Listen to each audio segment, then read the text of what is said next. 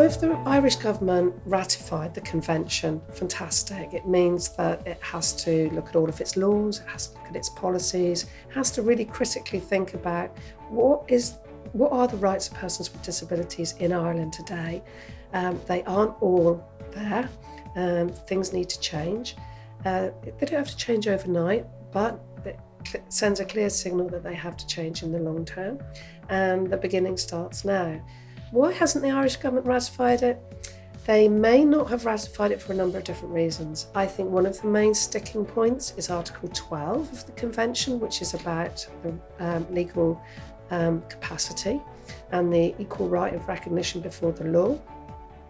This would mean that many people who are under wards of courts or under guardianship regimes, for example, where their legal capacity has been taken away from them, so they can't vote, they can't own property, they can't get married. People who have intellectual disabilities, people with long-term mental health conditions, for example, they may be placed in psychiatric institutions without their permission.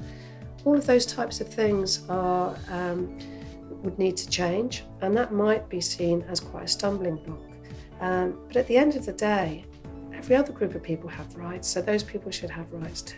I think it would make a big difference because it will help set a legislative agenda into the future, and also it puts a new machinery of monitoring in place that in and of itself will be a big help in sustaining a process of change. I think it would make a huge difference because the CIPD has been so long and so passionately fought for, but by the same token it's only a beginning rather than an end, and we have a long way to go in order to achieve the goals of the CIPD. I think in terms of the Irish government not ratifying it, there are all sorts of complex factors, but hopefully we will be able to encourage them to ratify as soon as possible.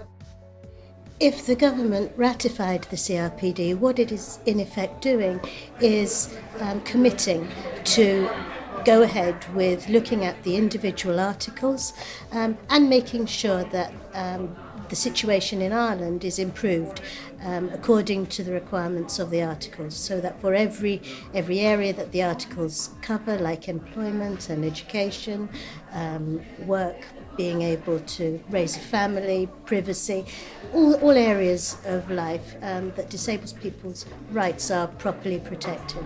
And obviously the government, once it has signed, makes a commitment to work towards improving the situation. I think disabled people are a minority. I think that it's very simple to overlook them as a minority.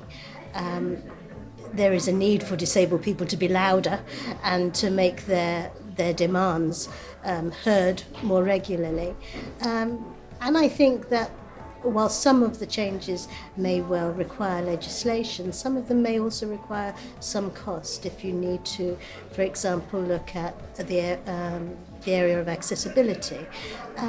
So there are costs involved, but it's a commitment that is really protecting the rights of disabled people. It's their right to all of these things. So whilst it has been largely ignored in the past by governments all over Europe, the important thing about the convention is that when governments sign up to it, they are forced to actually start working towards improving disabled people's rights in these areas.